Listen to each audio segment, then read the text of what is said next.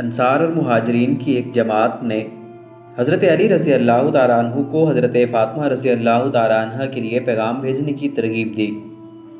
حضرت علی رضی اللہ تعالیٰ عنہ حضور صلی اللہ علیہ وسلم کی خدمت میں حاضر ہوئے اور حرف زبان پر لائے۔ حضور صلی اللہ علیہ وسلم نے فوراً فرمایا عالم و مرحبا، اور پھر خاموش ہو گئے۔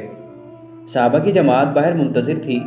حضرت علی رضی اللہ تعالیٰ عنہ نے انہیں حضور صلی اللہ علیہ وسلم کا جواب سنایا۔ انہوں نے حضرت علی رضی اللہ تعالیٰ عنہ کو مبارکباد دی کہ حضور صلی اللہ علیہ وسلم نے آپ کا پیغام منظور فرما لیا۔ ایک روایت یہ ہے کہ حضرت علی رضی اللہ تعالیٰ عنہ کی ایک آزاد کردہ لونڈی نے ایک دن ان سے پوچھا کیا فاطمہ رضی اللہ تعالیٰ عنہ کا پیغام حضور صلی اللہ علیہ وسلم کو کسی نے بھیجا؟ حضرت علی رضی اللہ تعالیٰ عنہ نے جواب دیا، مجھے معلوم نہیں۔ اس نے کہا، آپ کیوں پیغام نہیں بھیجتے؟ علی المرتضیٰ رضی اللہ تعالیٰ عنہ نے فرمایا، میرے پاس کیا چیز ہے کہ میں نکاح کروں؟ اس نیک بخت نے حضرت علی رضی اللہ تعالیٰ عنہ کو حضور صلی اللہ علیہ وسلم کی خدمت میں بھیجا۔ وہ بارگاہ نبی صلی اللہ علیہ وسلم میں حاضر ہوئے تو کچھ حضور صلی اللہ علیہ وسلم کی جلالت اور کچھ فطری حیا کی زبان سے کچھ نہ کہہ سکے اور سر جھکا کر خاموش بیٹھے رہے۔ حضور صلی اللہ علیہ وسلم نے خود ہی توجہ فرمائی اور پوچھا، علی آج خلاف معمول بالکل ہی چپ چاپ ہو، کیا فاطمہ سے نکاح کی درخواست لے کر آئے ہو؟ حضرت علی رضی اللہ تعالیٰ عنہ نے عرض کیا، بے شک۔ حضور صلی اللہ علیہ وسلم نے پوچھا، تمہارے پاس حق مہر ادا کرنے کے لیے بھی کچھ ہے؟ حضرت علی رضی اللہ تعالیٰ عنہ نے عرض کیا، ایک ذرہ اور ایک گھوڑے کے سوا کچھ نہیں۔ حضور صلی اللہ علیہ وسلم نے فرمایا، گھوڑا تو لڑائی کے لیے ضروری ہے، ذرہ کو فروخت کر کے اس کی قیمت لے آؤ۔ حضرت علی رضی اللہ تعالیٰ عنہ نے ارشاد نبی صلی اللہ علیہ وسلم کے آگے سر تسلیم کر دیا۔ اس کے بعد حضرت علی رضی اللہ تعالیٰ عنہ نے یہ ذرہ فروخت کے لیے صحابہ رضی اللہ تعالیٰ عنہ کے سامنے پیش کیا۔ حضرت عثمان رضی اللہ تعالیٰ عنہ نے 480 درہم پر یہ ذرہ خرید لی اور پھر ہدیہ حضرت علی رضی اللہ تعالیٰ عنہ کو واپس دے دی۔ حضرت یہ رقم لے کر حضور صلی اللہ علیہ وسلم کی خدمت میں حاضر ہوئے اور سارا واقعہ عرض کیا تو آپ صلی اللہ علیہ وسلم نے حضرت عثمان رضی اللہ تعالیٰ عنہ کے حق میں دعا خیر کی۔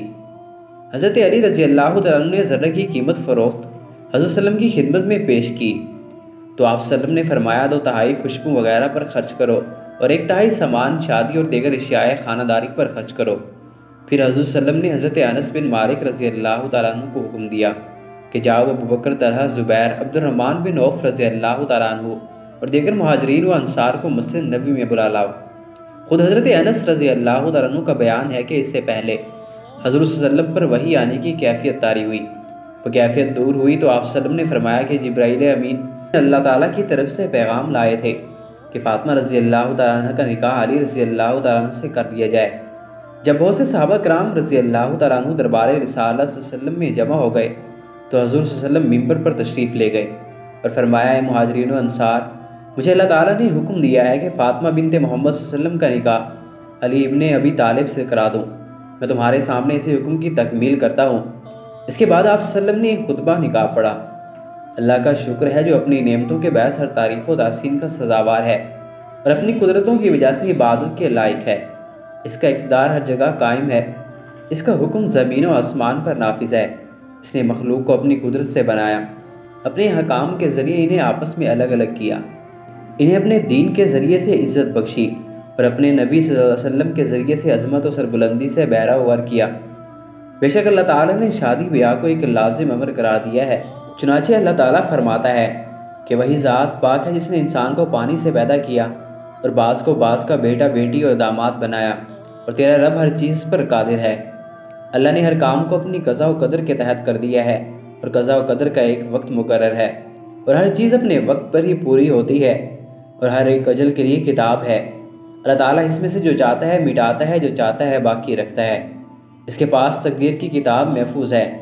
خطبہ کے بعد حضور صلی اللہ علیہ وسلم نے حضرت علی رضی اللہ تعالیٰ عنہ سے فرمایا، میں نے 400 مزکال چاندی کے مہر پر فاطمہ کو تیرے نکاح میں دیا، کیا تجھے قبول ہے؟ حضرت علی رضی اللہ تعالیٰ عنہ نے کہا، قبول ہے۔ پھر حضور صلی اللہ علیہ وسلم نے دعا کی کہ اللہ تعالیٰ تم دونوں کی سعادت کو جمع کرے، تمہاری کوششوں کو سعید بنائے، تم پر برکت کرے اور تم سے پاک اولاد پیدا کرے۔ پھر سب نے مل کر دعائے خیر و برکت مانگی اور ایک طبق کھجوریں حاضرین پر لٹا دی گئی۔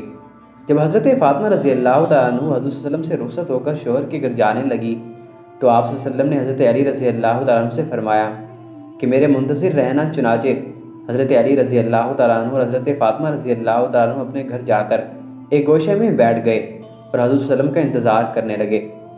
کچھ دیر بعد سرور عالم صلی اللہ علیہ وسلم گھر کے دروازے پر تشریف لائے اور اندر آنے کی اجازت طلب فرمائی۔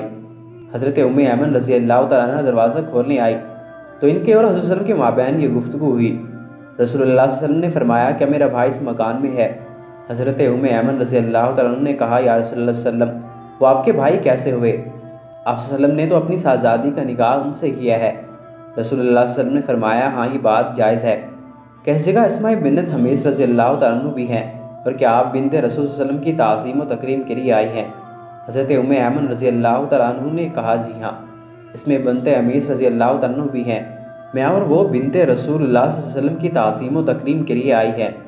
حضور صلی اللہ علیہ وسلم نے حضرت ایمن رضی اللہ تعالیٰ عنہ کو دعائے خیر دی اور پھر اندر تشریف لے گئے اور پانی طلب فرمایا۔